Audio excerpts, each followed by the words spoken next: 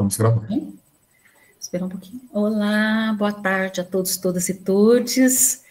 Estamos aqui mais uma vez, né, para dar continuidade a essa experiência fantástica do nosso curso, né, que é uma iniciativa do Ministério da Igualdade Racial, junto com a Universidade de Brasília, e também a BPN, Associação Brasileira de Pesquisadores Negros, com apoio da BPN e do Consórcio Nacional de NEABs. Então, nós estamos aqui na continuidade, né, da nossa aula, com a professora Márcia e a professora Adélia. Só um minutinho. Está abrindo aqui.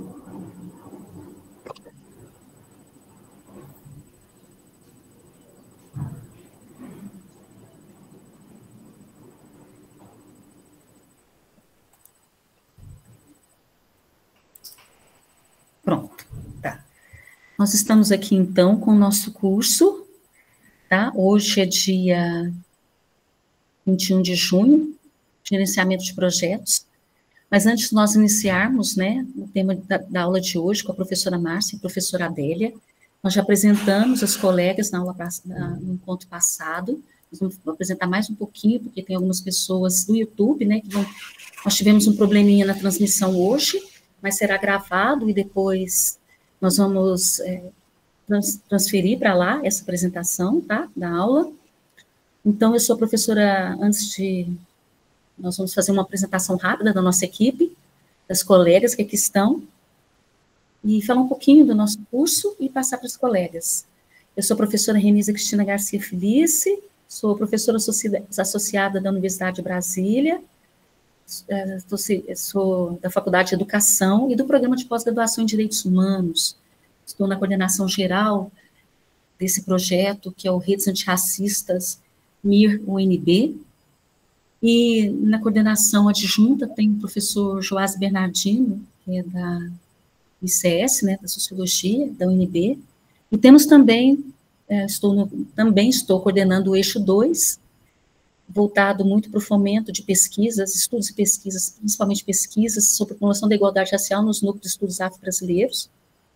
Por isso, essa forte parceria com o Consórcio Nacional de NEABs e com a Associação Brasileira de Pesquisadores Negros. O professor Joás está na coordenação, na vice-coordenação comigo, e também é coordenador do eixo 1, que é o Observatório de Políticas de Promoção da Igualdade Racial. E nós temos também o colega professor Evandro Pisa, que é da Faculdade de Direito, que está no eixo 3, que trabalha com um projeto voltado para núcleo de práticas jurídicas. Então, nós estamos aqui na nossa terceira aula, e nós temos o prazer de termos a segunda aula com essas colegas, que é a professora Márcia e a professora Adélia, né, que são coordenadoras da AIM Consultoria, e o objetivo da AIM é captar recursos, gerenciar e realizar a prestação de contas de eventos e projetos acadêmicos científicos. Essa empresa já atua há mais de uma década e tem prestado serviços em várias agências, para várias instituições, e muito na perspectiva de participação em captação de recursos e projetos voltados para agências de fomento, né, como a CAPES, o CNPq, a FAPDF, e atua também no monitoramento, gerenciamento de projetos e prestação de contas. Então, nós sabemos o quanto esse é o núcleo duro das nossas pesquisadores e pesquisadores no Brasil como um todo, e particularmente o Ministério da Igualdade Racial, com esse compromisso de fomentar as políticas, a promoção das políticas de igualdade racial no Brasil, muito comprometido com o Sistema Nacional também, né, que é com o SINAPIR, também de promoção da igualdade racial, para todos os municípios, o Estado, né, estados do Brasil. O nosso objetivo é justamente isso, é qualificar os nossos pesquisadores para poderem estar disputando também esse espaço que é tão importante, né, de recursos, justamente para que nós possamos dar andamento nas nossas pesquisas. Então, sem mais delongas, eu vou passar a equipe. Então, nós somos a equipe de coordenação e temos também o professor Delton Aparecido, que está conosco, que é da Universidade de Maringá, e nós agradecemos muito a parceria e a presença que é da equipe. O professor Ícaro o Ícaro Jorge não está aqui hoje, mas o Ícaro é doutorando na Universidade de Brasília. Nós temos a professora doutora Ellen Sintra, que também está conosco, está na monitoria desse curso, acompanhando vocês na plataforma. Nós temos também a Camila Pinheiro, que é a nossa mestranda aqui também na Faculdade de Ciência da Informação, aqui da UNB, que também está com vocês. Nós temos aqui o Yuri, que é da BPN, que está no suporte técnico também. Então, essa equipe que está conosco desde o início, a quem nós agradecemos imensamente. E temos aqui também hoje a presença do Fernando, que é a pessoa que representa o eixo 3, né? Que está junto com o professor Evandro Pisa. Então, nós somos a equipe aqui do Redes Mira UNB e agradecemos imensamente a todos, todas e todos que aqui estão. Esperamos que nós tenhamos um excelente curso, tenhamos uma excelente aula, um excelente curso. E sem mais delongas, eu vou passar para a Márcia e para a Adélia, as professoras da data do dia de hoje, e sigamos. Muito obrigada, professora Márcia, professora Adélia. E Larissa também, que está conosco, que é da AIM, no apoio. Sim. Boa tarde a todos, a todas. É um prazer estar aqui novamente para dividir um pouquinho do que a gente faz, né, no nosso dia a dia, que nossa empresa trabalha com captação de recursos, execução e prestação de contas, né? Já tem 14 anos que a gente faz, e é um prazer poder dividir essa experiência com vocês, tá? No primeiro a gente falou sobre elaboração, né, de projetos. Hoje nós vamos falar sobre gerenciamento de projetos acadêmicos, e no dia 5 de julho a gente fecha com prestação de contas, tá? O que eu vou fazer um resumo, porque, né? Como todo mundo tem, fala que a prestação de contas é um bicho-papão, muita gente fala sobre isso, a preocupação, né, da prestação de contas, mas em cada fase do seu projeto, se você faz da forma correta, você vai chegar na prestação de contas de uma forma muito mais segura, muito mais fácil de fazer. Então, por isso que cada módulo ela é importante, porque ela vai chegar no seu destino, que é a prestação de contas, de uma forma muito mais leve, tá?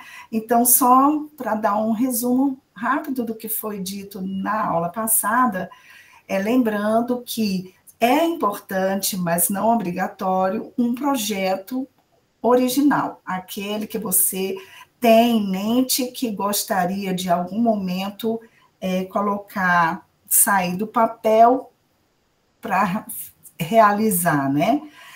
Mas isso não é obrigatório, mas seria sempre importante que uma ideia, uma necessidade, você monte um projeto, né? Com título, palavras-chave, resumo, justificativa, um objetivo geral e específico, resultado esperado e um orçamento detalhado do que você acha que precisa para o seu projeto, sabendo que cada projeto é único, tá?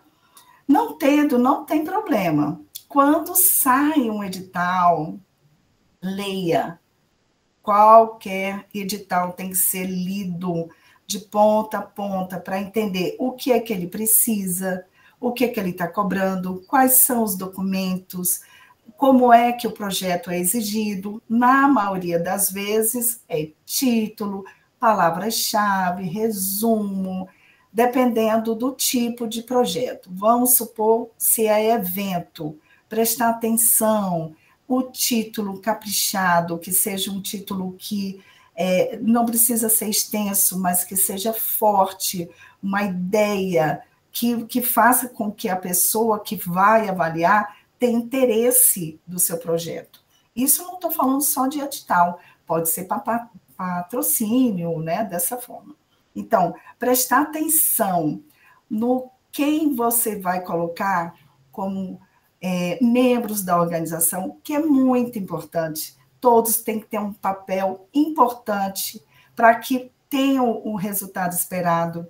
Comitê científico tem que ser pessoas que tenham doutorado, que tenha que seja doutorado na maioria, porque eles que vão avaliar artigos, eles têm um papel muito importante, então verificar isso.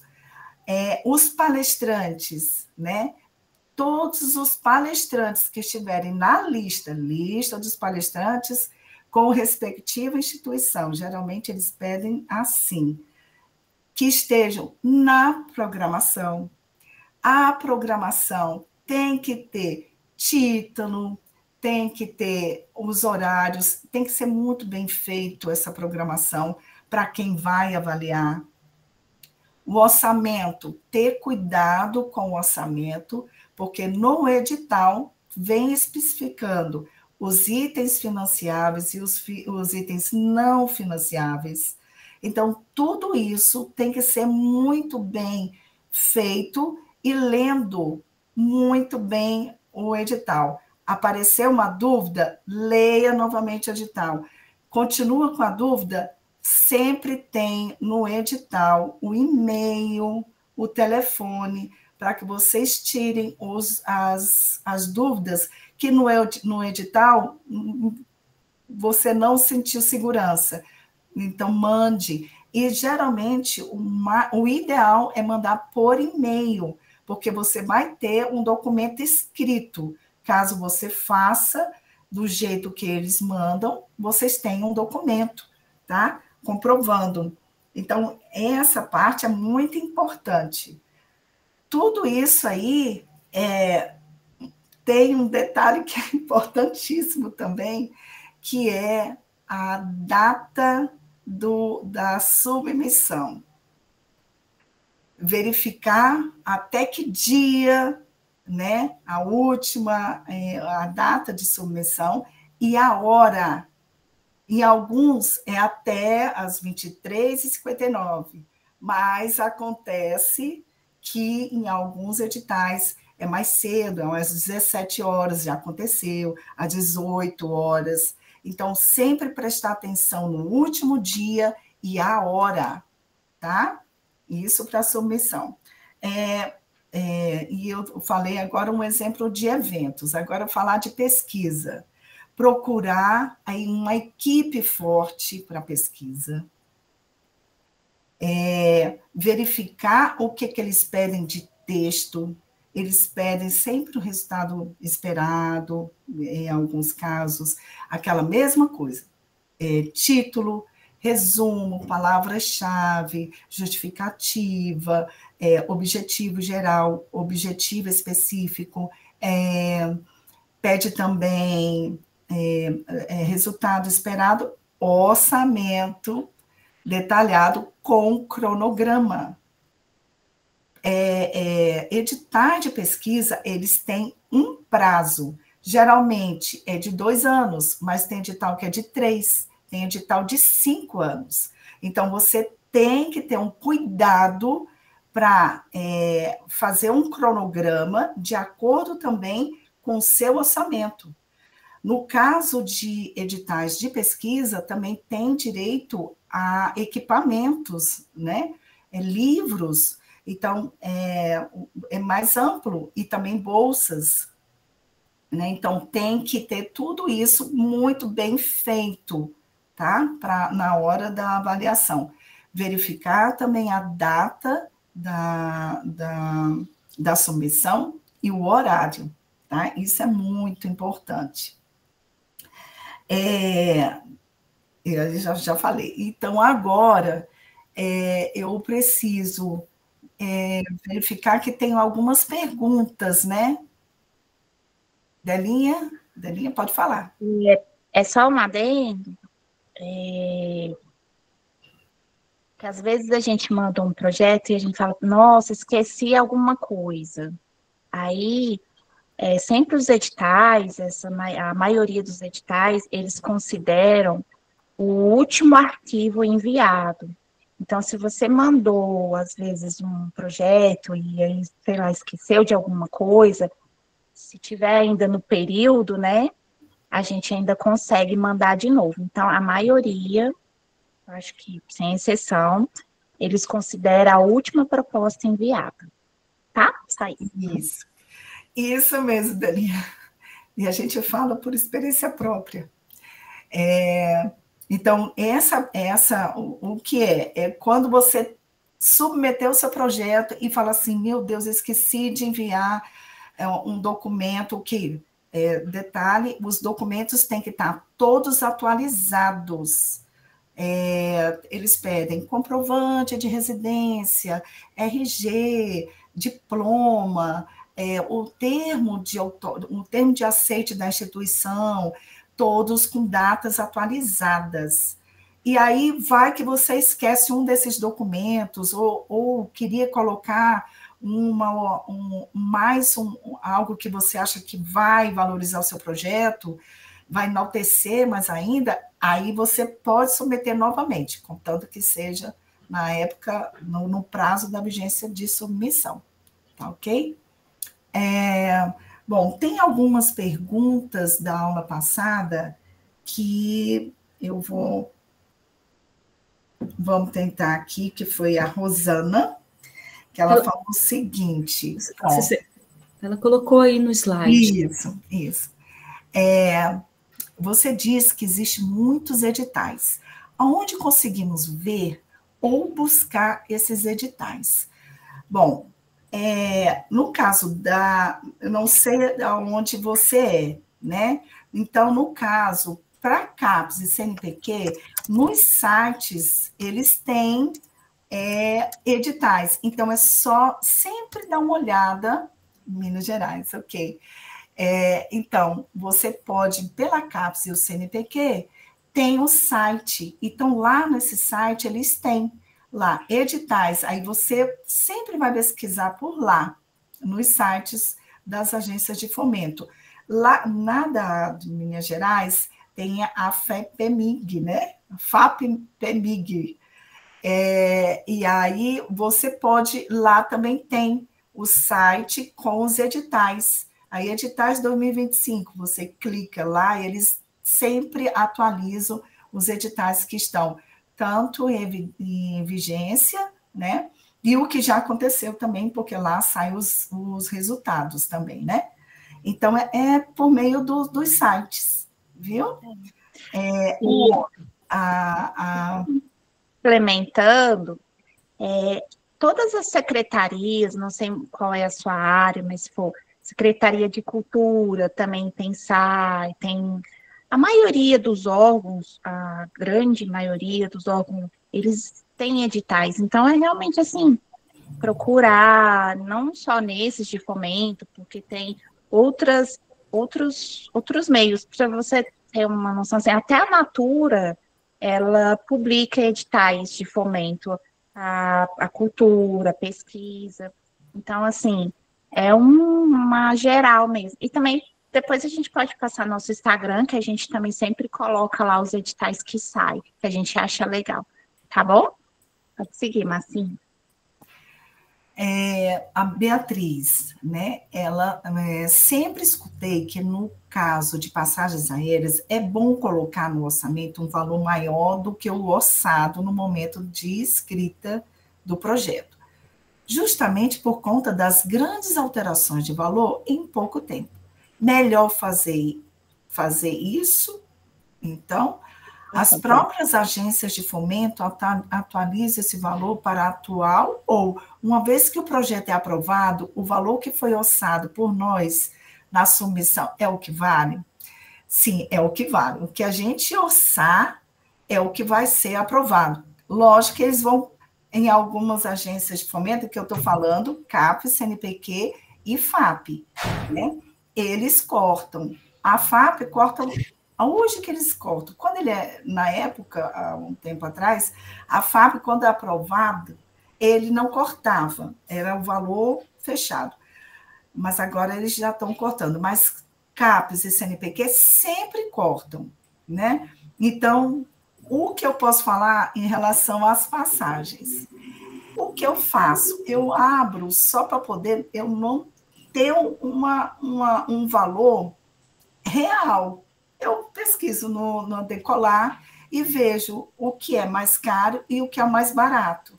E aí eu pego entre eles um valor no meio, que nem é o mais caro e nem o mais barato, entendeu? A Adélia, às vezes, quando eu faço, quem fazia o orçamento, agora eu faço também, das submissões, né? Agora eu mais faço. E aí ela baixava um pouco, justamente pela preocupação de não colocar valores tão altos, entendeu? E mesmo assim, lógico, nunca, passagem vai ser sempre um problema, porque mesmo a gente pesquisando no Decolar, esse valor, quando aprovado, pode ser que seja mais caro ou mais barato. A gente não sabe, né? Porque de um dia para o outro, no mesmo dia, isso pode alterar. Então, eu faço da forma mais real possível, porque eu tenho que ter uma noção dos valores, porque eu trabalho com passagens aéreas, tanto daqui do Brasil como fora. Então, eu não tenho aquela, quanto deve ser? Não, eu prefiro pesquisar, tá? E aí eu pego nem tanto caro como barato. Lembrando também que tem que ter cuidado, porque a gente não pode comprar passagem com bagagem. Então, quando a gente tem que fazer cotação, eu faço da Decolar, imprinto, faço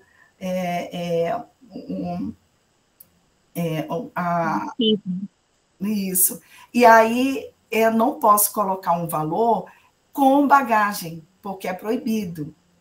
É proibido. A gente só pode comprar passagem, se ele quiser, ele paga por fora. Mas as agências de fomento só recebem passagem sem bagagem.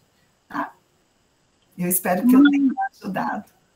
Uma ideia também de orçamento é a gente como fazer comprar a passagem como se você fosse comprar daqui uma semana, entendeu?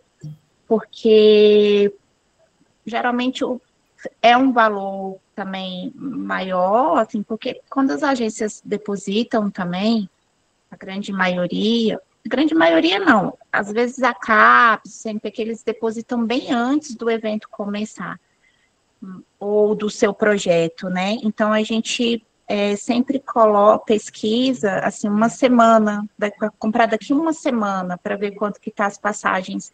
E aí a gente faz esse cálculo que a Márcia fez, não tão caro, não tão baixo. Mas sempre vai haver, e as passagens realmente é relativo. Você cota hoje, amanhã. Não tem muito para onde correr, não. E quando for aprovado, vai ter corte, aí é remanejamento mesmo, você se adaptar ao corte mesmo. E agora, Sônia Tavares. Aprovar e realizar um projeto é uma experiência impactante. Fui proponente de 2 projetos pela FAC. É verdade, Sônia. E não é só para vocês, não. A gente também. É muito gostoso quando a gente submete, quando a gente está com o professor desde a formação do projeto até a submissão. E quando saem os resultados, é muito gratificante para a gente. E sei o quanto é importante para vocês. A gente fica muito feliz por vocês. E o Gustavo Felício de Barros. Não sei se entendi bem, mas existe uma bolsa para publicação popular, Delinha, para você. É isso? Se sim, pode repetir o nome da bolsa? Então, a bolsa acho que é a DTI, é a bolsa de publicação. Essa bolsa, assim, infelizmente não é você entra lá no CNPq e pede a bolsa, né? Essas bolsas, elas estão dentro de algum projeto. Vamos supor, saiu um projeto INCT, né? Que é um projeto grande. E dentro saiu esse edital, né? Do INCT. E dentro do INCT, tem as bolsas que você pode pedir. E uma delas é essa bolsa de publicação popular, né? Igual você disse, mas é isso mesmo. O que eles querem é que um dos requisitos para ter essa bolsa é que você já tenha, né, essa parte de publicação, Instagram, uma coisa mais popular. E lá dentro a gente pode pedir essas bolsas, se eu não me engano, ela é de 36 meses, a bolsa DTI, viu? Infelizmente, a gente não pode entrar em algum lugar e concorrer, assim, tem que ter um projeto com uma coordenadora e tudo, e ela tem essas bolsas lá disponíveis se for aprovado. Isso. Outra pergunta da linha. Tenho dúvida. Em algumas notas não é possível inserir descrições ou informações sobre o edital de apoio. Isso compromete a prestação de contas? Sim, infelizmente sim. Principalmente essas compras de internet, né? Que a gente não consegue colocar todos os dados que a gente precisa. Mas se caso isso acontecer, existe a carta de correção, que você pede, né, para as empresas, falar, olha, não veio essa descrição que eu pedi, que tivesse na nota. Queria que você me desse uma carta de correção, né? E na carta de correção fala onde está escrito tal, leia-se isso com os dados do projeto. Assim, todas as empresas conhecem o que eu estou falando, não é uma coisa surreal, não, mas principalmente as compras de internet. Agora, quando você vai num lugar em loco, é no campo de observações mesmo que a gente tenta colocar essas informações. No canto da nota embaixo é escrito informações adicionais. Pronto, acho que já foi, né, Ellen? Acho que a gente já respondeu todas as perguntas. Espero que todo mundo entendeu. E mais qualquer coisa, a gente está aqui, tá? Para qualquer dúvida. E aí agora a gente vai começar a falar do módulo 3, que é sobre o gerenciamento de projetos acadêmicos, né? E aí o objetivo desse módulo é conhecer fundamentos e boas práticas no gerenciamento de projetos acadêmicos, compreender que a pesquisa envolve planejamento, organização, acompanhamento e responsabilidade social, identificar elementos essenciais como objetivo, cronograma, orçamento, uso de recursos e prestação de contas, reconhecer o papel do pesquisador como gestor e formador.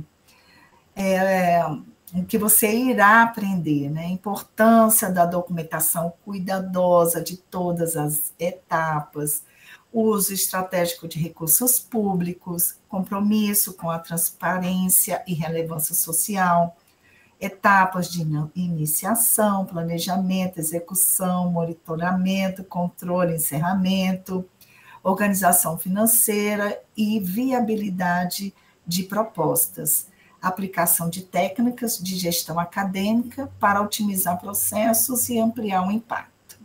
Pode passar. Então, qual é o benefício da gestão de projetos? É tão importante quanto a iniciação para submeter. Todo e qualquer etapa é importante. E o gerenciamento é a continuidade, como eu falo. Fazendo um bom gerenciamento do projeto, ele vai chegar no final fazendo uma prestação bem leve e com o resultado esperado, né? Principalmente com pesquisa. Se você tiver um gerenciamento conforme vai seguindo o cronograma, isso faz com que você chegue no final, porque tem que ter essa preocupação do final, né? Da data de todo o projeto, né? E isso é importante. Então, o gerenciamento também é algo bem importante, tá? O gestor, ele tem uma posição também muito, muito importante. Mas eu acredito que uma das coisas que mais impactam é o gestor e é o Ellen, o slide saiu. Ela já vai colocar de volta, caiu a energia do condomínio dela, ela já está voltando para colocar, tá bom? Tá. Hoje, o santo da tecnologia está... Professora, aproveitando, se a senhora quiser, a Renata Calhaça fez uma pergunta no chat, enquanto a Ellie volta. Ela diz o seguinte: vocês utilizam alguma plataforma de gestão de projeto? Se sim, quais e onde aprender a usar?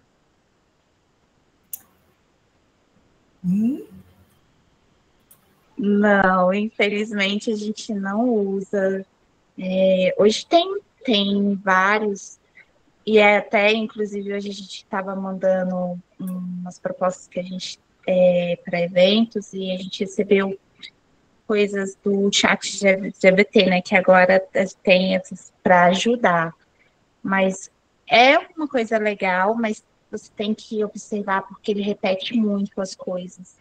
Então, assim, é uma ajuda, às vezes, na criação de uma ideia, alguma coisa que você está pensando e tal. Eu acho que ajuda você a abrir a sua mente, ver as possibilidades, né? Mas na hora de escrever, a escrita mesmo, cola e recorta, não fica legal. Mas eu acho que dá para aproveitar muita coisa da IA, assim, hoje em dia. Mas é só que a gente talvez possa usar em alguma coisa, eu acho que é só a IA mesmo, porque a gente não conhece nenhuma plataforma, alguma coisa que te entrega um projeto assim legal para você poder submeter. Mas a IA vai te ajudar bastante, eu acho, assim, né? Para você abrir sua mente, ideias. Ela procura coisas muito legais que a gente às vezes nem tem conhecimento, mas que dá para tirar umas ideias boas lá, assim. É só no cola e recorta, porque eu mesma, não sei se é porque a gente trabalha muito, né, com projetos, a gente vê que se repete muito. Pronto, voltando. Uhum.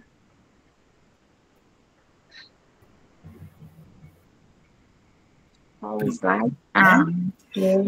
Isso. E, então, a função do pesquisador é o gestor do projeto, que é o proponente, né? Ele é muito importante que ele tenha uma equipe muito boa.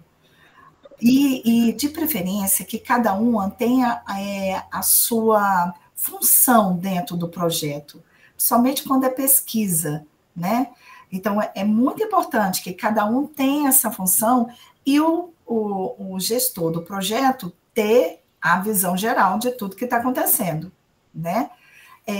Um projeto, uma pesquisa, você faz tudo bonitinho, e tem que ser, principalmente quando é dentro de um edital, porque tem o prazo de 2 anos, então tem que seguir, mas sempre tem imprevistos, né? Então, é saber fazer com que seja feita uma alteração para que siga o cronograma até o final, entendeu? Então, é muito importante isso, tá? Pode passar.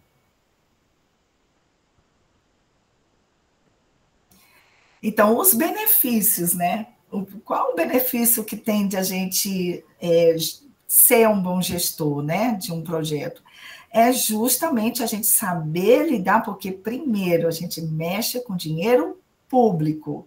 Então, se não faz de acordo como deve ser, não vai dar certo, né? Então, procurar ter uma pessoa da equipe, principalmente de pesquisa, mas também de evento, também precisa, né? Alguém que preste atenção em todos os documentos, gastou nota fiscal, pagou diária, recibo padrão de cada edital, né?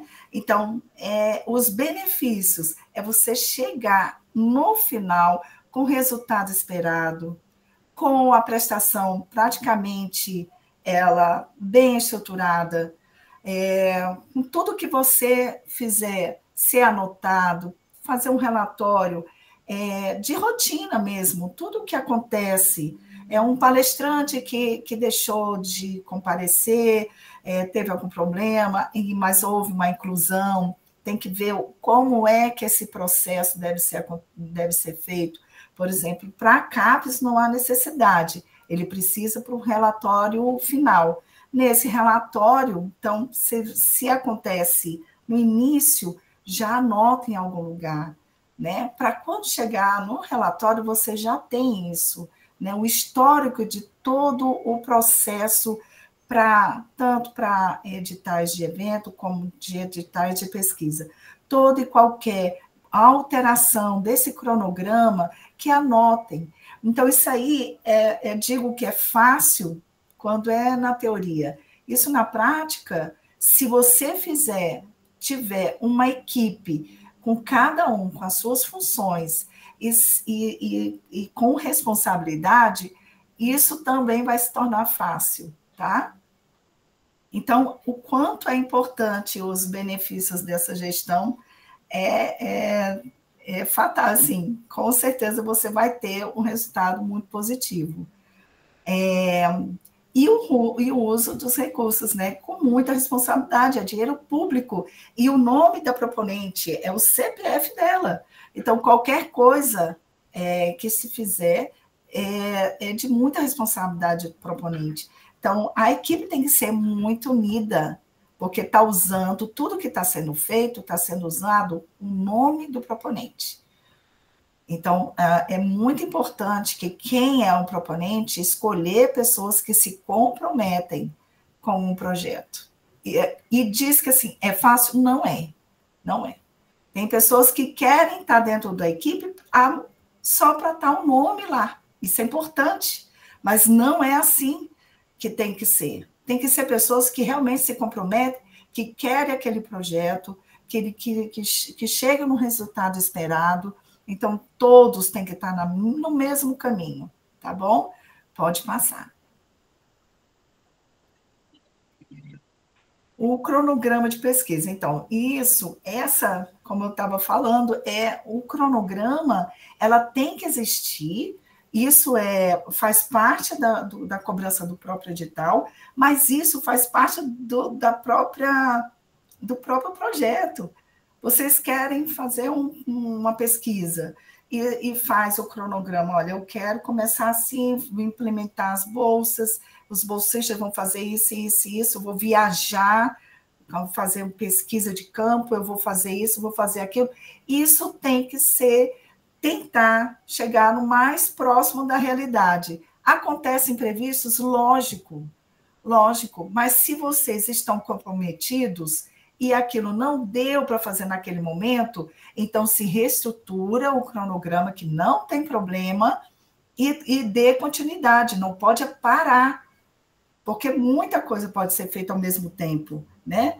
Só atividade não vai atrapalhar todo um cronograma, mas isso tem que ser feito diariamente, isso tem que ser pesquisado, analisado sempre. Por isso que exige também reuniões, né? Dentro do cronograma, sempre tem reunião com a equipe, né? No primeiro mês, no segundo mês. Isso vai acontecendo para justamente deixar bem alinhado essa necessidade, entendeu?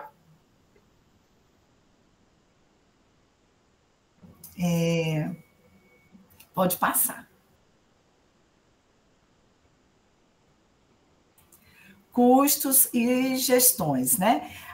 Nesse caso, eu achei muito interessante essa parte, pelo fato de mostrar que a gente está falando muito focado em dinheiro, mas o custo também leva tempo e bolsas, leva insumos e equipamentos. Então, todo e qualquer projeto, tanto de eventos como de pesquisa, é calculado também o nosso tempo.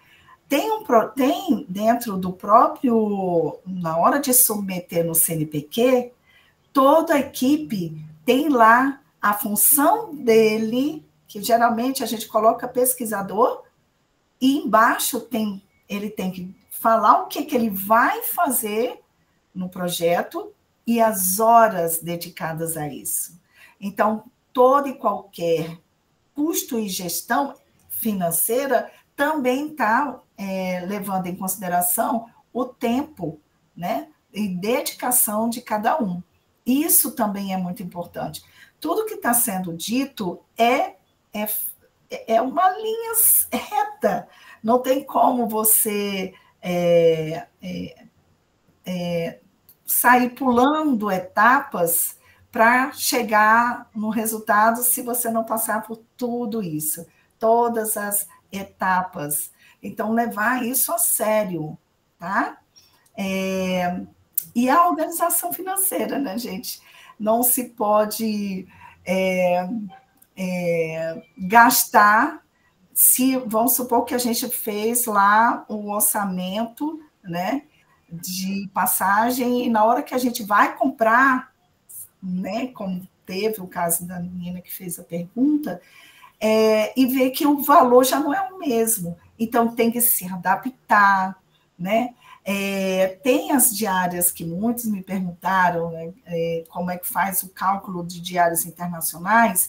A gente pode diminuir um pouco, porque vai até, né? Então, mas você pode diminuir para poder manter o seu orçamento para chegar até o final, porque vocês vão precisar de todas as etapas. Então, tem que ter um gerenciamento muito sério em cada atividades que naquele momento é exigido, tá?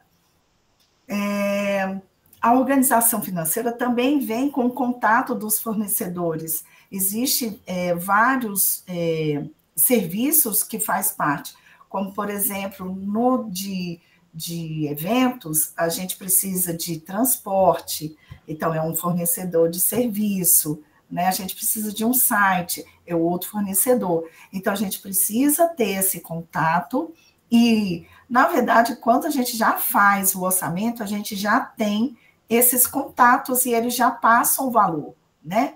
Então, tem todo esse contato de fornecedores que é importante, a solicitação de cotação. A solicitação de cotação, que vai ser dito mais lá na frente, com a prestação de contas, com a professora Adélia,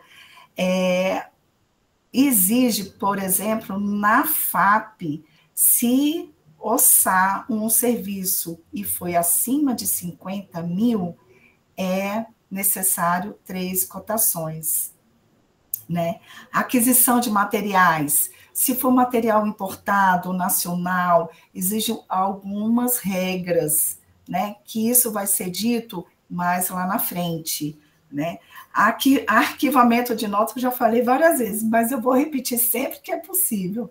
É muito importante, nota fiscal, e verificar se o preenchimento está correto. Precisa do nome do proponente, o número do processo, e se for CNPq, CNPq, se for CAPS, CAPS, mas sempre com o número do processo, tá?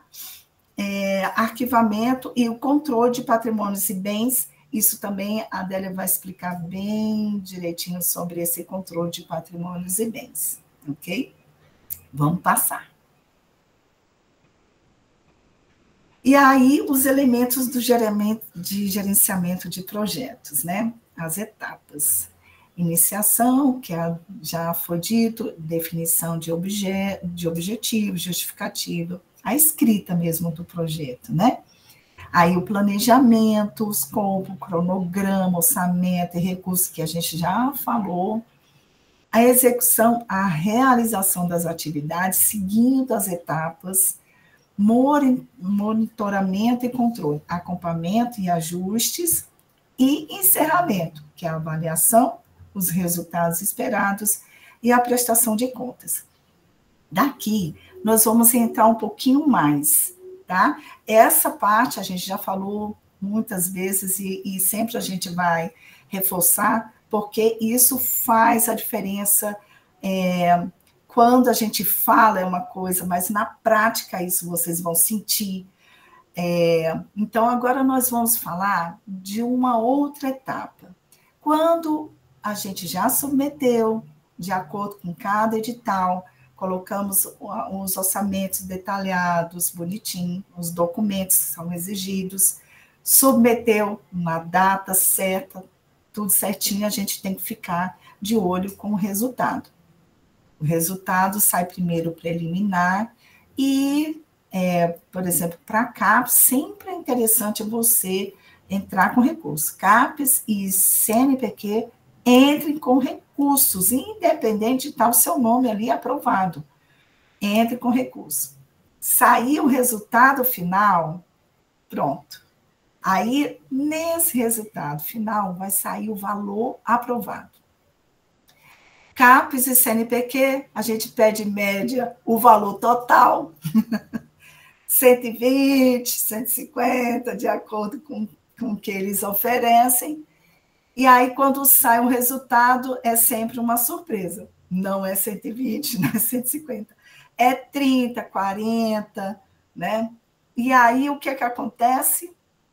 É uma reunião com a equipe para poder a gente orientar o que a gente faz com esse dinheiro. Quais são as prioridades? O que faz com que o evento ou a pesquisa não, geralmente evento, né? A pesquisa não corta. Se corta é muito pouco, não é tão radical como evento. Então, a gente já faz o que é que a gente pode fazer com esse dinheiro, quais são as prioridades, né? E aí, mas antes disso, a gente saiu o resultado final, se faz uma reunião, mas já fica atenta com o termo de outorga. Para isso, a gente precisa, no CNPq, verificar dentro do sistema. Lá eles têm o termo de concessão, vocês têm que estar de olho, porque é lá que ele libera para você assinar o termo. É muito simples, mas vocês têm que ter essa rotina de olhar sempre dentro do CNPq. Do lado tem um termo de concessão, vocês vão lá, clicam e eles vão pedir que vocês verifiquem se o endereço está correto. Estando correto, aí segue, eles vão pedir o número da agência do Banco do Brasil, você coloca da sua preferência. Na nossa experiência na UNB, a gente coloca na agência do Banco do Brasil, dentro da UNB, porque é mais prático para os professores. E aí, clica, já saiu o seu termo de outorga. Lá tem a data de vigência. Essa data vocês têm que colar em algum lugar. Deixar isso muito visível. Sim. Aqui. Deixar isso muito visível, porque dentro da vigência é onde você vai poder usar o dinheiro que foi aprovado. Fora da vigência, você devolve o dinheiro. Não tem jeito. Não tem jeito. Aí vamos supor que, no caso de pesquisa, vai chegando próximo, com um mês, tem alguns prazos, né? Mas vamos supor que está faltando um mês para finalizar a vigência, mas você quer mais um tempinho, está faltando mais alguns detalhes para você terminar seu projeto, você pode prorrogar, solicitar a prorrogação, mas até 30 dias antes da data da vigência. Então, isso também é importante. Então, essas já são as outras etapas que faz a diferença para chegar na prestação de contas, tá? Então, é a assinatura do termo, dentro do CNPq é no sistema, dentro da CAPES tem a linha direta, que aí você tem que entrar lá, eles vão... tem o técnico dentro da CAPES, que é ele que vai cuidar de você pode ligar, falar com ele pessoal, por telefone, mas tem a linha direta lá, eles têm um termo, vocês vão ter que assinar, fazer o que tem que ser feito, eles explicam muito bem na linha direta, mas eles mandam isso por e-mail, tá? Explicando direitinho. O sistema, assim, só para a gente, pra eles se familiarem já, né, que vocês vão ver todos os privados, creio eu, mas o sistema da CAPES é a plataforma Carlos Chagas, é a mesma plataforma que você vai enviar a sua proposta, e é lá, quando sair o resultado, né, você vê lá seu nome, foi aprovado, resultado final, aí você entra na plataforma Carlos Chagas, que chama. Vocês vão se familiar com isso bastante. Na CAPES é o sistema de inscrição, mas depois que você for, a CAPES vai mandar um e-mail, tem o SBA também, mas é muito bem explicado, vocês não vão se perder, não. Eles te ajudam, enfim. E essa questão da Márcia, só voltando só um pouquinho que você sempre, se você achar, né, que a avaliação não foi certa, que aquele ponto que você recebeu 9,7, mas você acha que você tinha que receber um 10, e você tem justificativa para isso, é muito bom, muito importante. Por quê? A gente teve algumas ocorrências, não sei se foi o ano passado, que a professora ficou com 9,7. Aí ela falou assim, a nota é muito boa, e a gente também achou a nota muito boa, tá lá. Aí quando saiu o resultado final, só aprovou quem tinha 10. Aí a gente falou, não pode uma coisa dessa, porque a gente não recolheu, porque a gente achou. Então, assim, aquele 3, né, lá, faltou para ela, talvez se ela tivesse contestado alguma nota e tal. Então, assim, às vezes a gente tira uma nota muito boa, mas a concorrência é alta, nossos pesquisadores são muito bons, então, às vezes, a nota de corte é o 10 mesmo. Então, é sempre bom a gente, se você achar que você pode, né, aumentar um pouco sua nota, não deixe de fazer isso.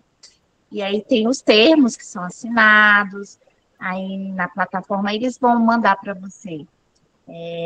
Assinar esse termo, tem uma data, porque a gente já teve professores que se esqueceu, eles dão prazo, se não me engano, acho que 60 dias para você dar o de acordo se você quer ou não aquele dinheiro, se você aceita ou não os termos, né? Então, e se você esquecer, não volta atrás. A gente já aconteceu isso com a professora, me ligou, a gente não foi, a gente fez o projeto, mas ela, Adélia, né, com aquela coisa, aquela esqueceu de dar o aceite lá no termo. E ela perdeu o dinheiro. Viu? Aí, assim, cada um tem o seu jeitinho do termo, né? E abrir conta, uns abrem conta, outros você só coloca a agência, enfim, acho que deve falar para a gente mais para frente como é que é o processo disso daí. Pode seguir, Marcinha. Obrigada. Então, depois da FAP, né, fazendo também, a gente falou do CNPq, da CAPES, vamos falar da FAP-DF, tá? Das outras FAPs são totalmente diferentes, tá bom? Mas eu falo da FAP-DF porque tem algumas pessoas aqui também de Brasília e ajuda, né? E aí a gente também não pode falar de todos, senão a gente não vai dar conta. Da FAP-DF é no próprio SEI, é pelo SEI, então também eles mandam um e-mail, então todos eles mandam e-mail, e esse termo é simples de ser feito, de assinar, tá? E depois eles mandam para abertura de contas. A abertura de contas também é obrigatório, e depois que faz a abertura de conta, geralmente leva uns 7 dias úteis para poder receber o cartão pesquisador. Ele leva mais ou menos isso. Atrasou, liga para lá, para a CAPES, CNPq, para as agências de fomento, para saber o que é. Uma das coisas que é importante é sempre verificar se o seu endereço está correto, porque eles vão mandar para o endereço que você escolheu. Então, há casos de pessoas que não mudaram e não alteraram, principalmente no CNPq, né? Que você tem que atualizar pelo currículo Lattes. Você vai ter que entrar no seu currículo Lattes para atualizar. No da CAP, você vai ter que entrar no sistema e também atualizar seu endereço. Na FAP, do mesmo jeito, porque o cartão pode chegar no lugar que era o antigo local, então sempre verificar isso, tá? Geralmente, hoje, a gente trabalha muito com cartão e na FAP, no próprio aplicativo. Você faz pagamento hoje pelo Pix, né? Tá bem mais tranquilo para a gente, né? Então, isso é o início de tudo para execução, para a área, para onde a gente vai quando a gente for executar o projeto. Então, já fez a assinatura do termo de outorga, já recebeu o cartão, agora vamos ver se o dinheiro entrou. Só voltando um pouquinho, só dando uma resumida, a CAPES e o CNPq, eles só trabalham com cartão, não existe a formalidade Pix para eles. As FAPs, maioria a maioria trabalha com o Pix. Antes era cheque, né? Antigamente, eles te davam uns talões de cheque. É verdade. Hoje, a CAPES e o CNPq trabalham com cartão. O cartão, assim que você digita a senha, assim que você tem o termo de outorga, o termo de concessão assinado, eles te mandam uma carta para você ir ao banco e gerar uma senha que você vai escolher, depois de 7 dias que chega o seu cartão. Isso são pesquisadores novos, agora vocês, né? Os que ainda não tiveram fomento, vocês vão ter que fazer esse trâmite. Ir ao banco, gerar uma senha e o cartão chega para você. Isso tudo é explicado lá quando você assina o seu termo.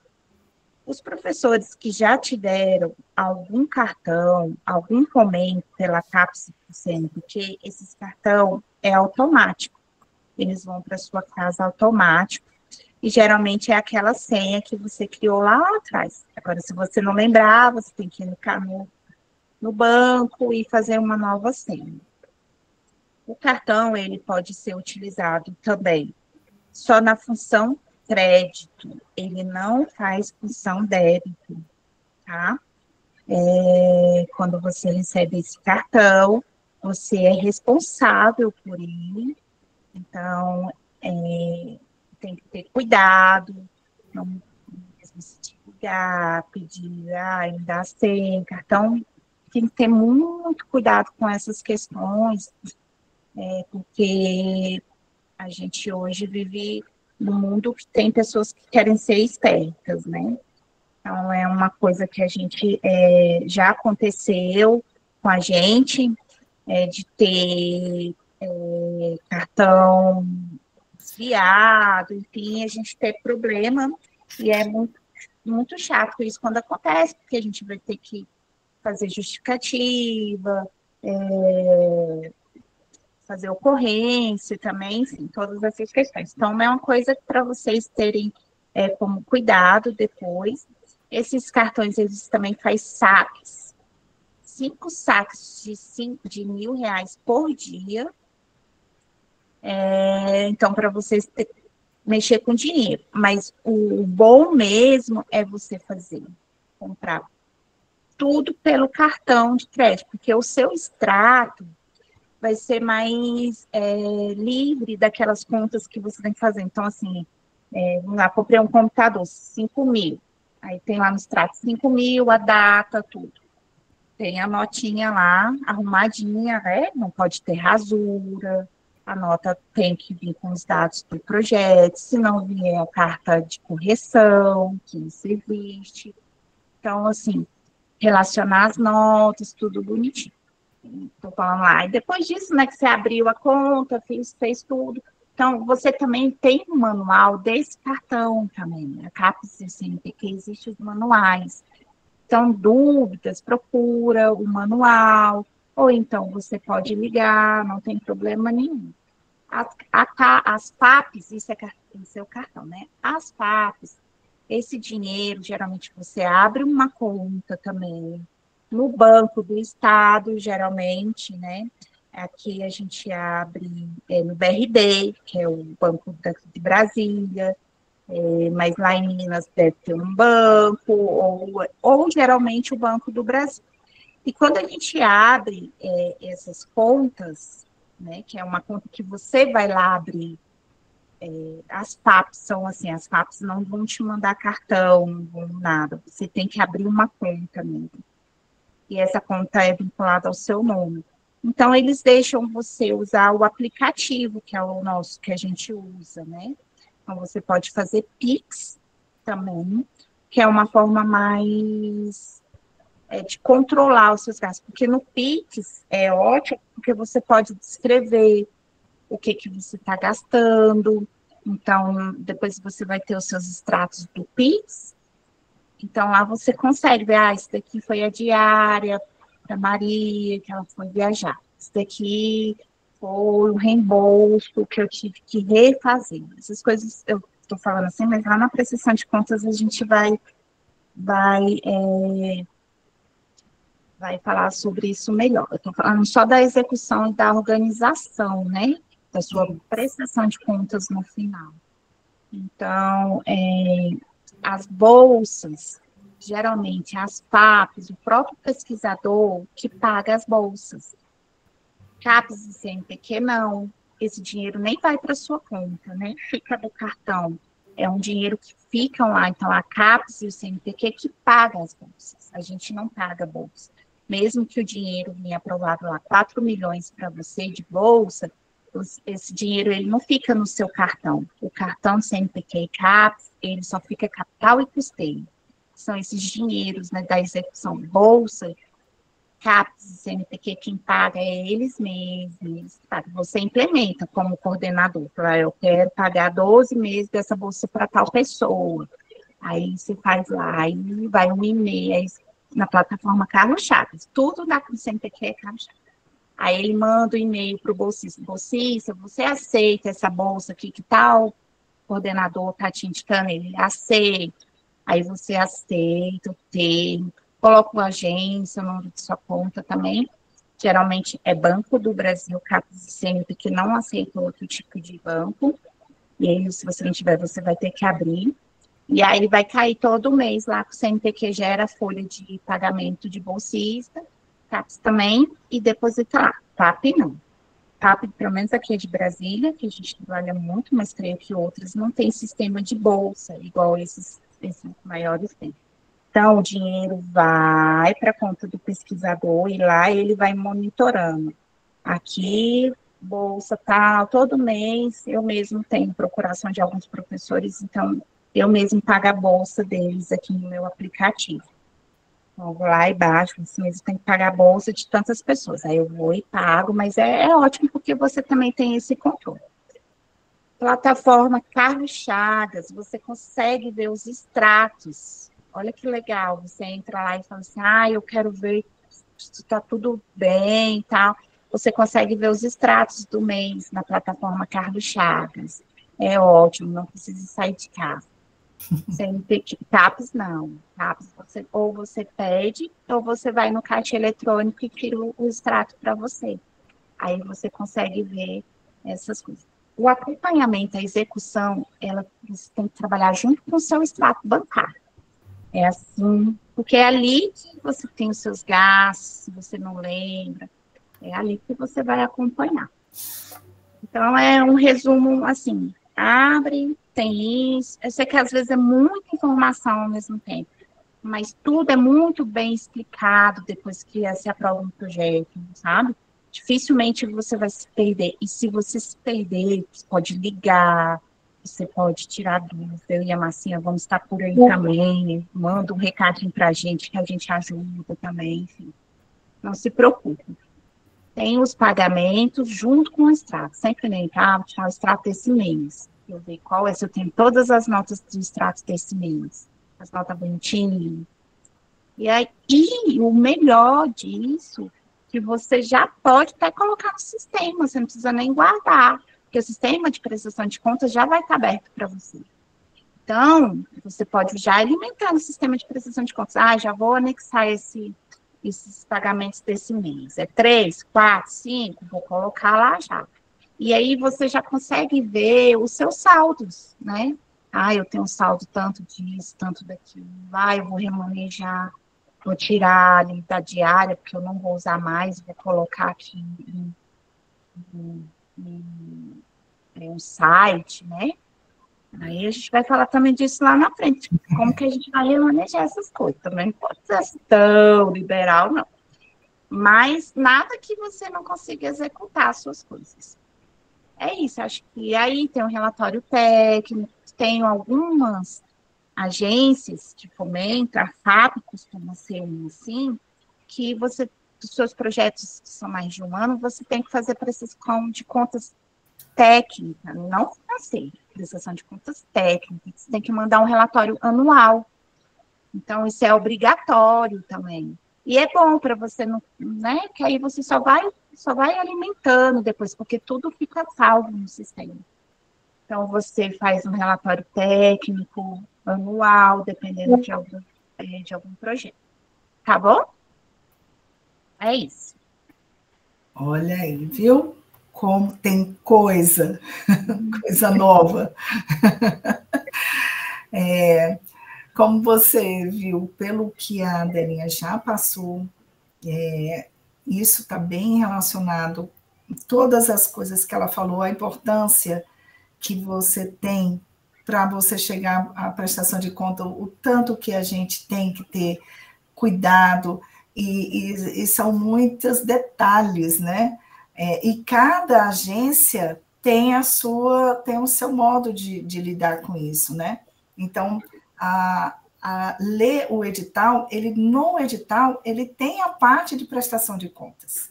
Então, você começa a ler, desde o que ele está pedindo para a submissão, ele depois vai mostrar os itens financiáveis, depois ele vai falar mais ou menos da execução e ainda vai falar da prestação de contas. Então, as informações são muito bem feitas e ficar ligada no que eles vão mandar por e-mail. Eles explicam muito bem como é a assinatura do termo, como é que faz para abertura de contas, eles explicam. E mesmo assim, tem telefone, tem e-mail para qualquer dúvida. Fora que também agora você tem a gente. A gente está aqui, que a gente vai estar sempre à disposição para quem quiser tirar dúvida, a gente vai estar à disposição de vocês, tá? Então, ela deu, isso aí é o comecinho, mas ela vai entrar bem profundo no dia 5 de julho, que vai ser a nossa aula de prestação de contas. E aí, continuando na execução, vamos fazer aí a reunião e aí vamos começar a comprar, né? O que a gente precisa. Por exemplo, de evento, o que a gente vai dar de prioridade? As compras de passagem, porque para evento o produto mais importante são os palestrantes, né? Então, a gente procura. Eu dou uma dica, porque é uma experiência nossa mesmo, para a compra de passagem. A gente tem uma agência de turismo que trabalha conosco desde o início. Então, ela já tem com a gente 14 anos, ela faz de olho fechado. O que a gente faz? A gente, primeiro vocês têm que dar uma olhada se esses palestrantes são os mesmos, houve alguma alteração, todos confirmaram bonitinho, pegar um e-mail. Eu sugiro que vocês tenham alguém de confiança, uma agência de turismo, por exemplo. Por quê? Se acontecer alguma coisa, se você comprar pelo site, se tiver algum problema, é muito difícil de resolver. Isso é uma experiência da gente e com a agência de turismo, eles têm comunicação direta com as companhias aéreas. Então, é muito mais fácil de ser resolvido. Então, procure ter uma agência que você possa confiar para as compras de passagem dos palestrantes. No caso da gente, a gente trabalha assim, a gente dá a lista com os e-mails, elas entram em contato para verificar qual o horário que eles querem. Tem alguns palestrantes que dá um valor, quer ir num horário que o valor fica muito alto. Então, aí ela passa para a gente, olha, Márcia, ela tem uma cliente, a gente fala com o proponente não dá para ser desse valor. Aí ela já dá uma outra opção, mais em conta, com um horário um pouquinho diferente. Então, a agência de turismo, como um parceiro, né, como fornecedor de serviço, ele é muito importante, porque se der algum problema, eles ajeitam. E também tem a parte de reserva de hotel. Eu tiro também que aqui em Brasília é muito difícil. Quando tem um show, a gente fica sem opção de hotel. É uma confusão danada. E aí a Kelvin sai catando, a gente sempre procura os mesmos hotéis, que são hotéis novos, que foram construídos na época da Copa. Então, e é bem localizado, então a gente sempre pede o Fusion, mas vocês procuram na localidade de vocês um hotel que seja um hotel bom, mas com preço acessível. Por quê? A diária do hotel não tá, a diária de agência de fomento não está acompanhando as diárias de hotel, que é o maior desafio da gente, né? Então, por exemplo, da FAP é 350, CAPES é 320. Você achar uma diária de 320 num hotel em Brasília, bem localizado, e que não é chique, mas é um bom hotel para poder receber bem seus palestrantes, é algo desafiador. É o que a gente passa no nosso dia a dia, né? Então, eu sugiro sempre que tenham uma agência de confiança para fazer esse tipo de trabalho, tá? Que eles pesquisam, qualquer problema eles resolvem. Por exemplo, palestrante que chega às 8 horas da manhã no aeroporto e ele só vai entrar depois de meio-dia, numa agência de turismo, eles têm com um jeito de resolver essa questão também de hotel, né? Então, é uma das dicas que a gente dá em relação a compras e reserva de hotel. Procure uma agência de confiança e que vocês vão ter menos trabalho, entendeu? Menos dor de cabeça. Na verdade, são seus parceiros, né? Todos aqueles seus parceiros, quando você vai construindo, você sempre vai conhecer alguém que vai te atender mais rápido, sempre vendo o valor também, né? Eu acho que uma coisa muito importante, falando de passagem, é você sempre fazer o check-in dos seus palestrantes ou dos seus convidados, da sua pesquisa, você já manda o check-in para eles e você já guarda os bilhetes, porque a gente vai precisar deles para a prestação de contas, para não ficar, quando ele voltar, ele te manda, ou às vezes perder, aí dou a volta, isso é um saco, gente, um saco mesmo. Então, sempre faça o check-in das pessoas que quando você está comprando a passagem. A agência de turismo pode fazer isso para você também, se você pedir, para você ficar já com seus bilhetes de ida e volta para sua prestação de contas lá no final. Isso. Essa dica também, a nossa agência já faz isso, né? Também. Então, a gente já tirou aquele papelzinho danado que ele tem vida própria quando a gente coloca uma pasta, quando abre, cata, não acha. E ele some também as informações. Então, por isso que essa dica também do check-in de ida e volta é importante para a prestação de contas. Todo e qualquer documento exigido é importante que guarde muito bem guardado, né? Por isso que eu falo, quando tem equipe, coloque uma pessoa para ter essa função, isso vai ajudar muito. E aí, então, vamos supor, a questão de transporte. A gente tem também, dando uma experiência da gente, de colocando de um evento, né? A gente tem o Seu Madeira, que ele já se tornou bem conhecido para os palestrantes, quando tem dinheiro orçado para isso, né? O transporte ele é importante porque a gente pega sempre um dia antes e um dia depois do evento, então ele pega palestrante no aeroporto, deixa no hotel, no outro dia, no dia do evento, ele marca o horário, pega todo mundo, leva para o local do evento. Isso faz com que não tenha problema de atraso na programação, que isso também faz parte, né? A gente ter essa organização de horários para a gente seguir de acordo com aquele cronograma de programação de evento, que sempre, por mais que a gente se organize, sempre tem um atraso.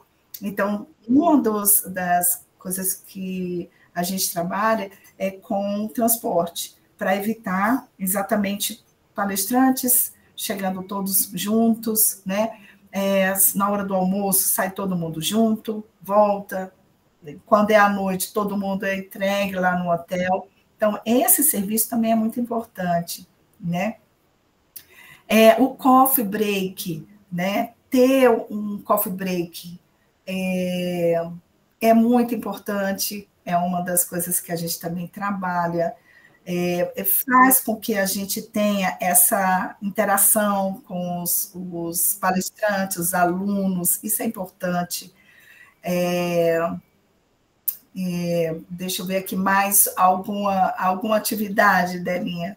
Para pesquisa, né? É importante os equipamentos, a forma de comprar os equipamentos é importante. A Delinha, isso vai passar também lá na prestação de contas. Eu acho que no geral os seus parceiros mesmo. Assim. Eu acho que eles te ajudam nessa execução do seu projeto. Isso. Eu acho que você vai conhecer várias pessoas, algumas você vai precisar de cotação, enfim. Porque se a gente falar tudo, a gente vai ficar aqui até... A Ellen, não sei se já tem algumas perguntas. Vamos agora dar uma... Desculpa, eu fiquei aqui, eu nem vi se tem mais algum slide. Não, finalizou. Porque agora a gente deu um pouco mais da nossa experiência, já partindo da execução para os primeiros passinhos da prestação de contas, que é exatamente no dia seguinte. E agora a gente está aberta aqui, professora, para a gente poder responder alguma coisa.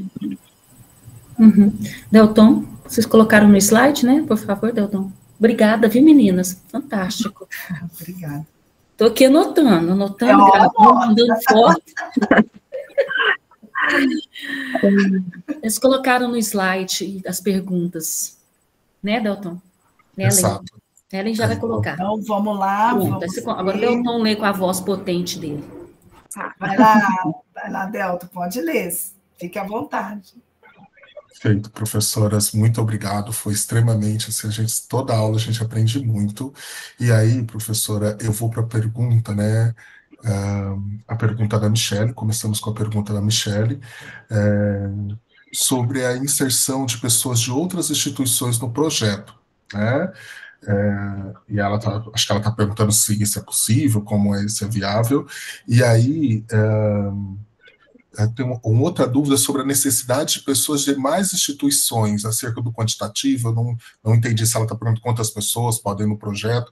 Caso não seja essa pergunta, por favor, Michele, nos direcione, tá? Mas a ideia é de outras pessoas, né? Como você faz a inserção de outras pessoas no projeto e se há um quantitativo do número de pessoas que pode ir de outras instituições no projeto.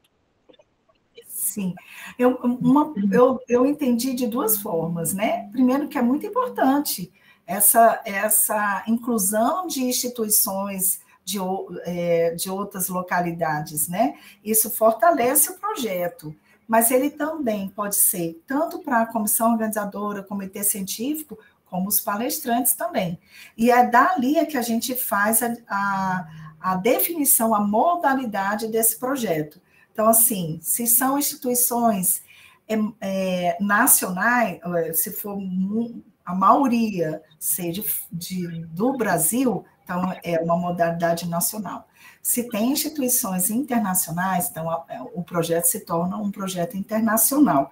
Mas é importante, sim, a parceria dessas instituições, tanto na questão da inclusão dentro do projeto, como também de contrapartida, o que eles podem oferecer além do próprio nome, de ter uma instituição de fora dentro do projeto, mas o que eles podem trazer de além do nome, né? É importante para alguns editais. Delinha, se você quiser acrescentar mais alguma coisa. Na verdade, aí que é aquela importância de ler o edital, né? Porque tem editais que você só vai ser aprovado se você tiver, tipo assim, 5 ou 6, eles até colocam o nome, ou uma ou mais, né? Instituições fora a sua, né? Então, por isso que é legal, né? Tem que ler, né, os projetos, e faz toda a diferença, né, para você ganhar ou não. E tem alguns editais também que falam sobre essas parcerias, se elas têm que ser nacionais ou internacionais, né? Então, também tem essa dica. E também, na inclusão, vai que o seu projeto está caminhando, aí entrou um pesquisador novo, né? Alguns, e aí vai depender também da agência ou do seu edital, como é que você faz para incluir aquela pessoa? É lá no final, no relatório final, ou então já tem um formulário que você pede para incluir aquela pessoa, né? Mas é super importante. E, assim, a quantidade, não sei se é assim, pode... Aí você vai ver no edital, quanto mais ou menos você pontua, aí você vê. E a contrapartida, porque geralmente quando você coloca instituições de fora, por exemplo, o Rogério, que é lá do Rio de Janeiro, ele tem uma sala, um laboratório que entra como contrapartida, né? Vai usar lá o espaço, os alunos dele. Então, igual a Márcia falou, entra também até como contrapartida. É muito legal ter isso. Muito obrigado, professoras. Enquanto estamos organizando o slide, vou aproveitar e fazer a pergunta do Manuel Neres. O Manuel Neres, a pergunta dele é sobre as notas fiscais. Se essas notas fiscais devem ser emitidas em nome da instituição fomentadora. Você chegou a isso? Geralmente isso é uma dúvida mesmo. E tem muitos pesquisadores que pensam assim, já que o dinheiro é de lá e tal. Mas não é. O dinheiro, ele está ligado a um CPF, que é o seu. Então, a nota, ela tem que ser com os seus dados, o seu endereço, o seu CPF, o seu nome completo, e lá no campo de observações, ou na descrição da nota, tem que vir, vamos supor, PNPq, processo 4950 de 2004. Vamos supor assim, sabe? Então, na descrição da nota ou no campo de observação que tem que vir os dados do processo. Mas a nota tem que ser emitida com os dados do pesquisador, quem assinou o termo lá de outorga ou termo de concessão. Pois é, por isso que é tão importante que o dinheiro público está no nome do proponente, a responsabilidade é dele.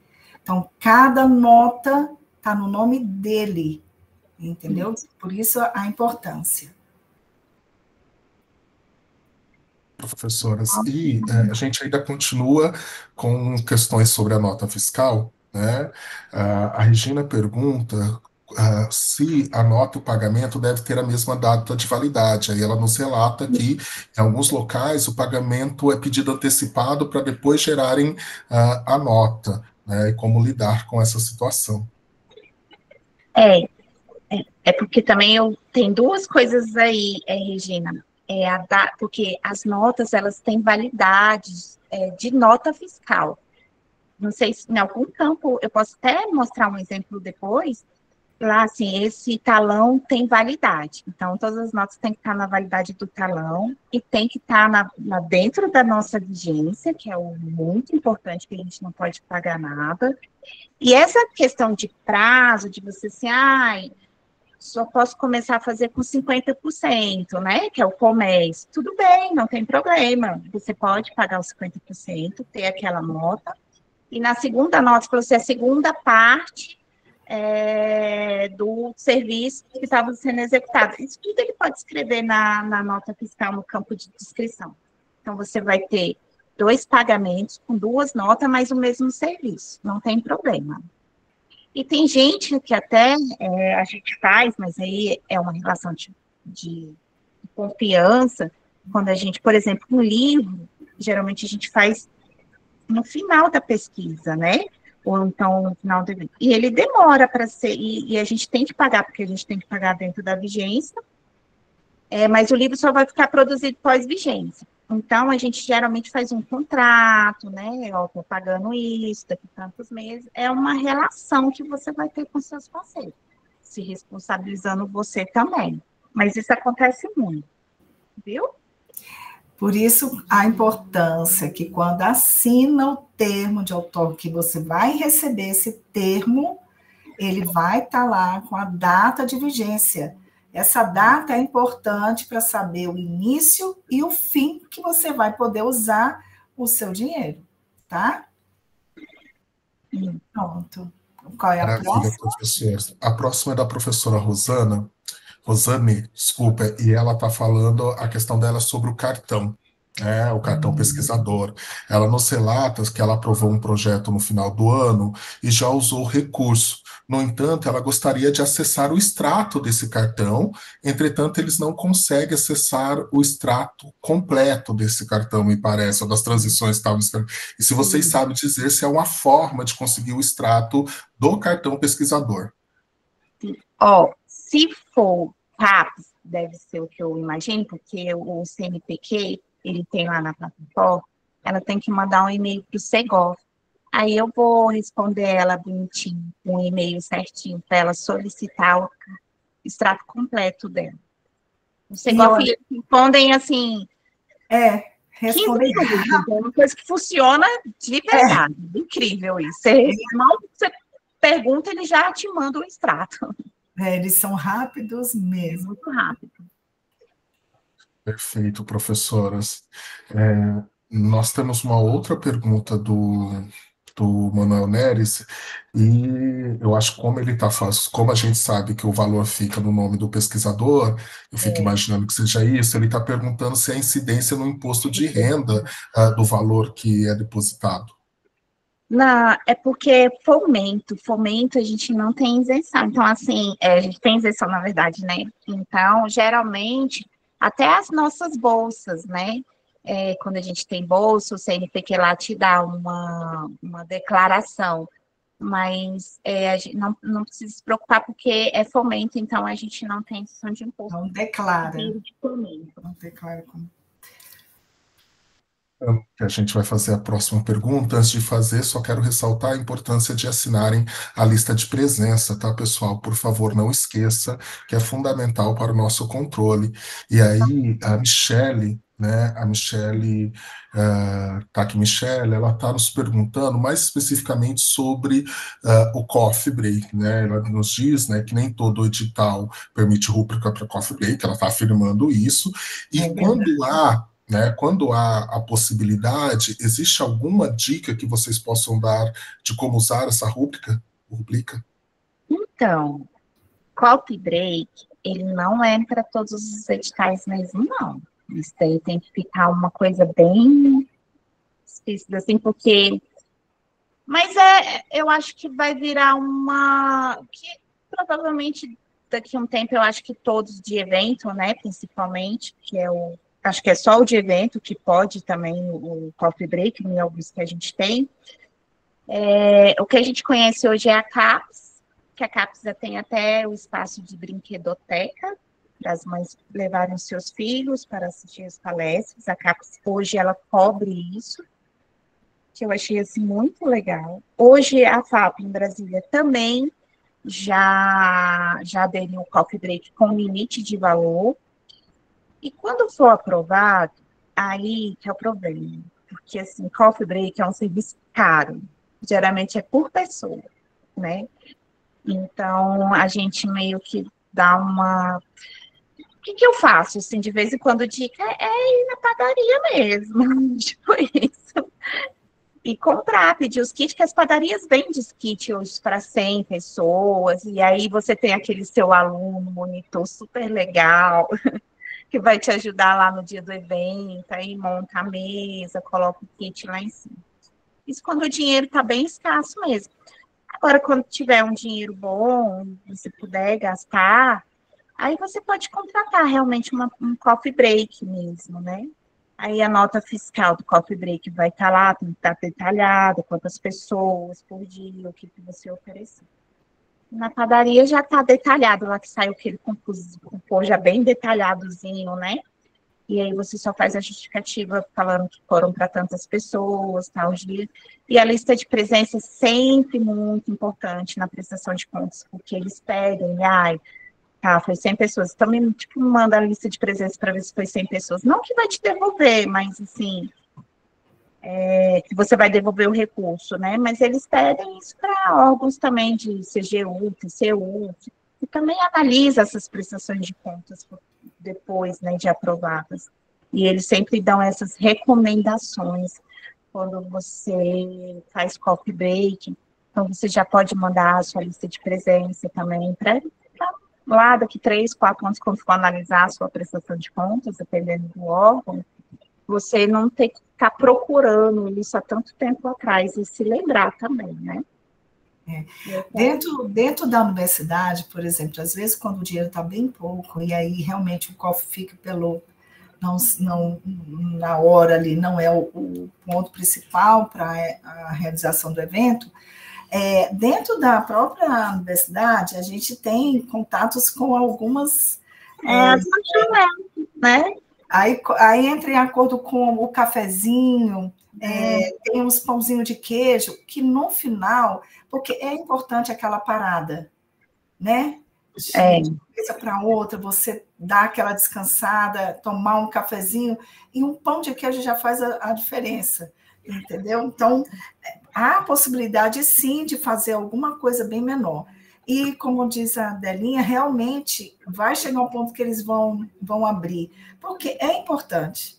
É importante, não dá para a gente ficar de 9 da manhã até meio-dia, e principalmente também de tarde, depois do almoço, né? Encarar de 2 às 6, sem ter uma parada, sem ter um cafezinho, é importante. Quando, às vezes, não tem mesmo um dinheiro, a gente já fez muito de cotinha e, no final, não fica pesado para ninguém e faz a diferença essa parada. Viu? Esse intervalo, na verdade. Obrigado, professoras. Temos uma pergunta da Renata, mas eu vou aproveitar que a gente está no Coffee Break só para tentar tirar uma dúvida também, que é o seguinte: muitas vezes nós temos um valor que nós recebemos de uma agência de fomento, porém, na hora de fazer a compra, por exemplo, seja do Coffee Break, a gente precisa respeitar algumas regras da instituição, como, por exemplo, a lista de empresas que ela tem na tomada de preço. Não sei se vocês já se encontraram com essa situação da gente, mesmo recebendo um dinheiro de uma agência de fomento, ter que lidar com empresas que já estão listadas pela própria instituição. Não sei se isso é específico de instituições estaduais, como a que eu estou, mas muitas vezes a gente não consegue gastar o dinheiro, não por causa da agência de fomento, mas tem a ver com as regras da instituição que a gente está. É mesmo? Essa eu nunca tinha ouvido.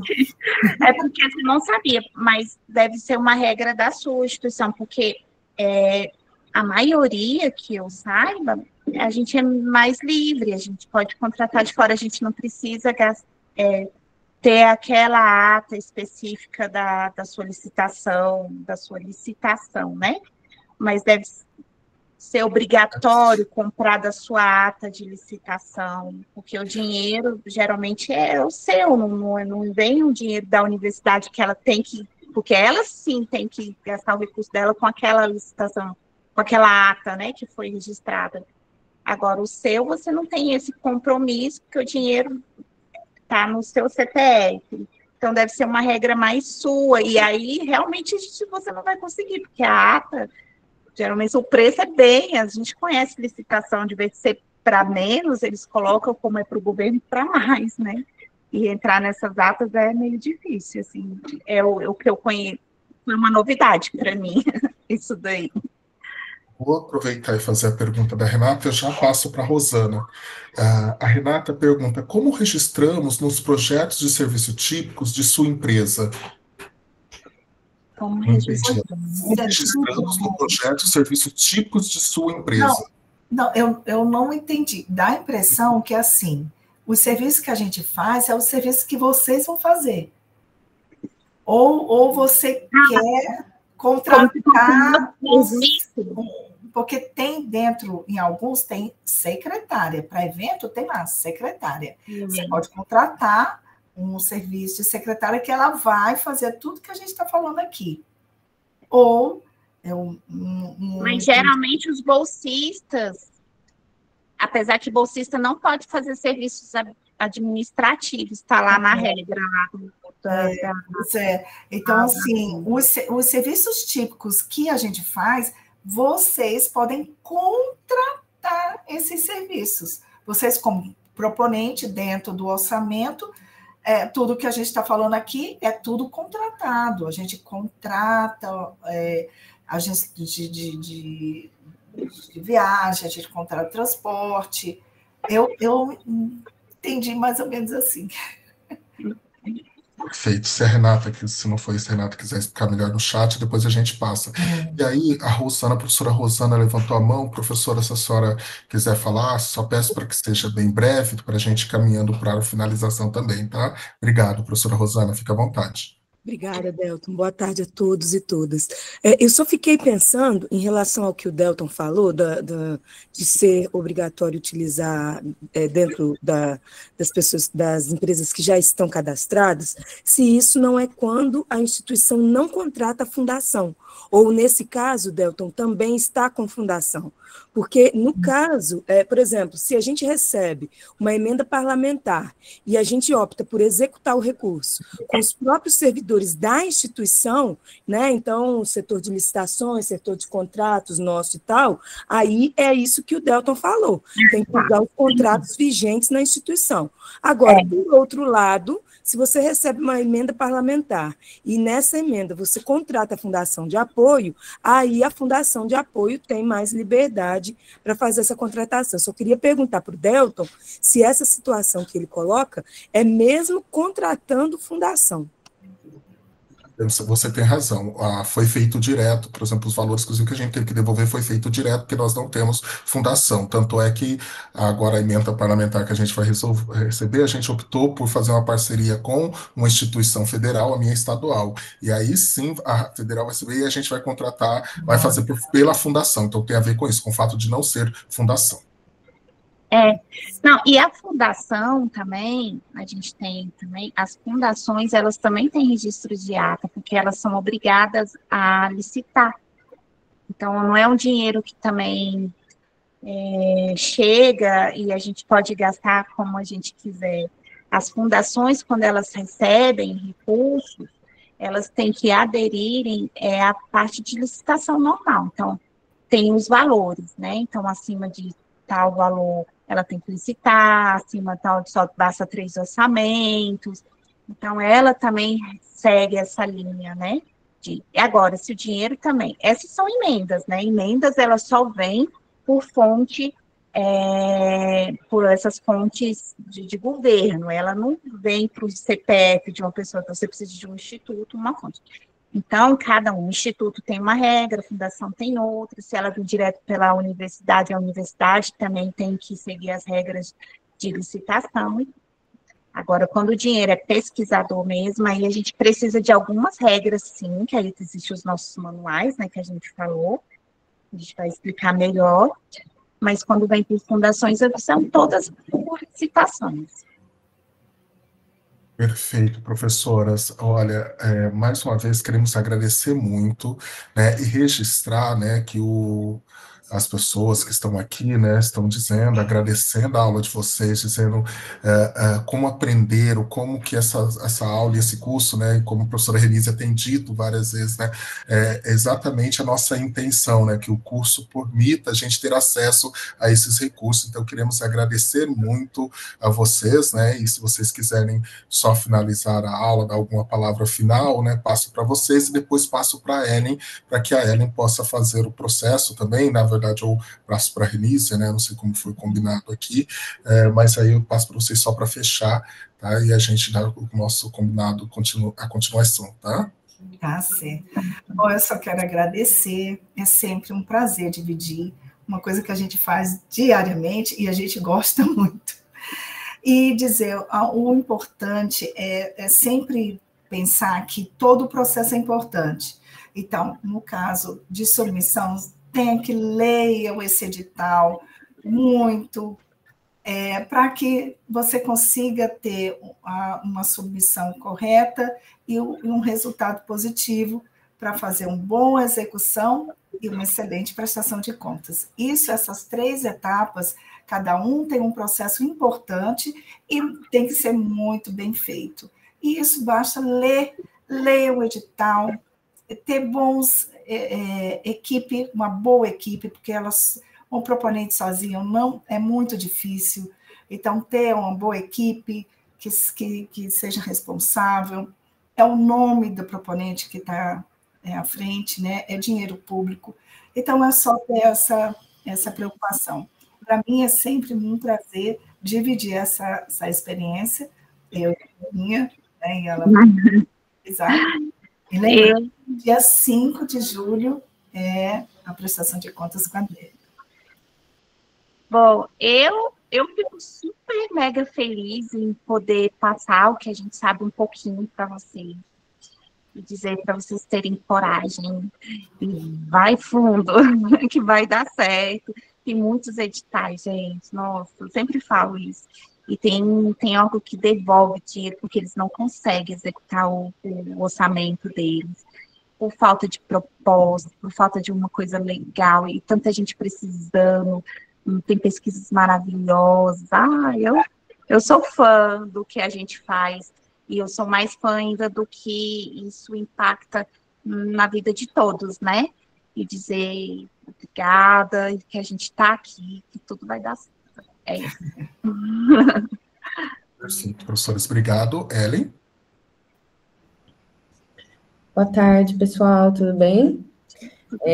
Passando bem rapidinho, vocês me ouvem bem? Uhum. Então, gente, obrigada novamente pela aula. Eu vou compartilhar aqui com vocês uma parte da minha janela para falar sobre o acesso à plataforma e sobre as tarefas e a divisão quando houver pares e afins, tá? Então, eu vou compartilhar aqui rapidinho. A gente tem uma tarefa, né, na semana passada, na verdade, que era uma tarefa para ser feita em pares. E aí a gente começou uma movimentação, né, dentro do grupo do WhatsApp, assim, o pessoal foi mais autônomo e tal, deu tudo certo. E depois ficou faltando algumas pessoas para organizarem os seus pares, assim, né? Tem até um comentário no grupo para depois a gente pensar uma possibilidade de criar oportunidades para as pessoas conhecerem melhor e tudo mais, mas, né, entendendo o contexto desse curso, que é um pouquinho mais rápido, talvez a gente não tenha tempo para fazer isso. Enquanto isso é resolvido, aí vou colocar de novo as orientações em relação ao acesso e como que ficou a distribuição dessa atividade entre pares, que muito provavelmente vai ser a mesma coisa feita nas próximas. Então, para quem não acessou a plataforma ainda, aqui tem sido muito comum as pessoas às vezes ficarem com dúvida porque coloca o CPF com ponto ou com traço. Não pode. Coloca só os números do CPF no usuário, depois coloca só os números do CPF na senha. E aí, depois disso, a página seguinte é essa daqui, que é a página do curso, né? Então, para quem tiver mais de um cadastro na plataforma formada da BPN, vai aparecer mais cursos, vocês vão entrar no curso do Redes Antirracistas, a parceria MIR com a NB. Entrou no curso, é o que eu expliquei na aula passada. Aqui à esquerda tem todos os botões para acesso nos módulos, tá? Os módulos são separados, liberados por semana. O link do Google Meet é liberado 1 hora antes, né, mais ou menos, da aula. E quando vocês vêm aqui no módulo 2, que é a da semana passada, tem a instrução, a gente pede para que vocês, por favor, leiam com atenção, e depois vem as postagens, tá? Ao longo da semana, eu vou dando um ok na planilha interna, né, nossa, de uso de professores, né, que constam as chamadas e o controle de tarefas. Cada presença vale 10 pontos, cada tarefa realizada vale 8, né, conforme está no edital de inscrição.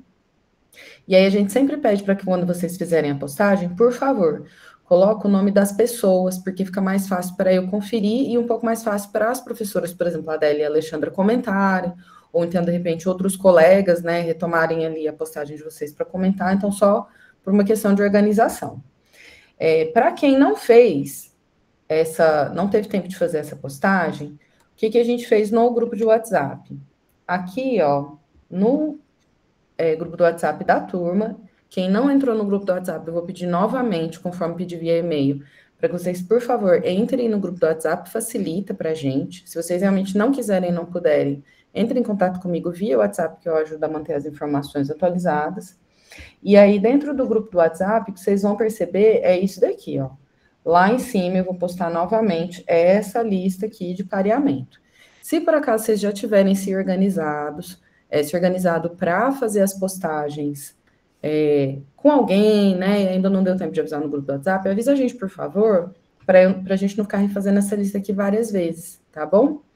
E aí ficam aqui as sugestões, né, tá o nome das pessoas, infelizmente eu não tenho o nome de todas as pessoas registradas no WhatsApp, né, então eu peço para que vocês possam, por favor, entrar em contato entre pares, ou no grupo do WhatsApp, caso vocês identifiquem quem é a pessoa, porque eu não consegui, infelizmente, às vezes, ou então pelo e-mail. O e-mail de todo mundo que estava sem par já foi via e-mail, está aqui no WhatsApp, e aí eu queria pedir essa atenção, né, para que vocês não fiquem muito atrasados e possam colocar as questões lá na plataforma, num tempo hábil, assim, que está mais próximo e mais fresco, assim, do tema da discussão, tá ok?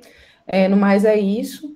As atividades da aula 3 já estão liberadas, né, novamente uma postagem no fórum, e aí só para vocês ficarem atentas e atentos, porque tem alguns links externos, né?